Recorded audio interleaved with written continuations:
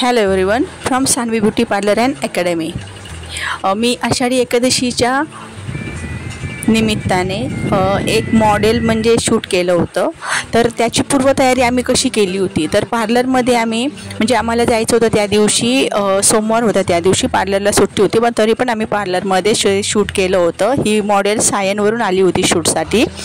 तर आम्ही त्या दिवशी पावसाचं चिन्ह असं सांगितलं होतं की हवामान खात्यानुसार, पण आम्हाला वाटलं जास्त पाऊस नाही पडणार, पण पावसाचं वातावरण असल्यामुळे आम्ही 1-1.5 तासामध्ये पार्लरमध्ये तिच्यावरती वर्क केलं आणि सांडू गार्डन इथे चेंबूरमध्ये आम्हाला शूटला जायचं होतं। फोटोग्राफर, मी, माझी असिस्टंट आणि मॉडेल, आम्ही सर्व तिथे सांडू गार्डनला गेलो।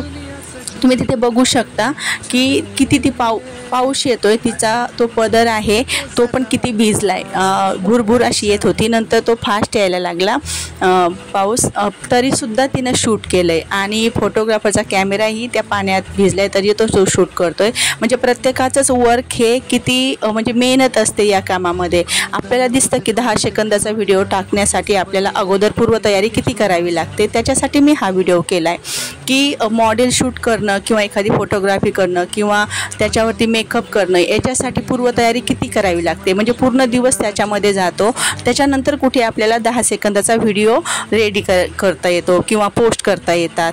म्हणजे हे बघू शकता तुम्ही, पाणी किती साठलंय, तिथे पाऊस येत होता तरी त्या मॉडेलने म्हणजे शूट केलंय की तिला पण असं वाटलं की मॅमने एवढं मेहनतीनं मेकअप केला आहे, फोटोग्राफर वगैरे, तर त्यामुळं तिनं शूट केलं आहे। आमचं तिथे शूट याच्यासाठी होतं की आषाढी एकादशीच्या निमित्ताने आम्ही पांडुरंग आणि रुक्मिणीची तिथे पूजा दाखवणार होतो आणि खूप सुंदररित्या म्हणजे ती पूजा करताना पाऊस थांबलेला होता पूर्ण, आणि आम्ही तिथे खूप स्वच्छ जागा वगैरे केली चांगली, आणि त्याच्यानंतर तिथे विठ्ठल रुक्माईची मूर्ती, तांदूळ, हळद, कुंकू, फुले करून आम्ही तिथे शूट केलं। त्याच्यानंतर तिचंही थोडंसं कसा मेकअप केला आहे वगैरे असं शूट केलं, म्हणजे दोन्हीही झालं, ते पण शूट झालं धार्मिक, आणि तिचा कसं मेकअप वर्क केला आहे ते पण शूट केलं, आणि खूप मजा आली की असं म्हणजे आम्ही थकलो होतो पण असं थकलं असं वाटलंच नाही, कारण कसं असतं की आपल्याला जर एखाद्या कामाविषयी आनंद असेल, गोडी असेल, तर तिथं थकवा अजिबात जाणवत नाही। आणि बघू शकता किती छान मी मेकअप केला आहे Sanvi beauty parlour and academy.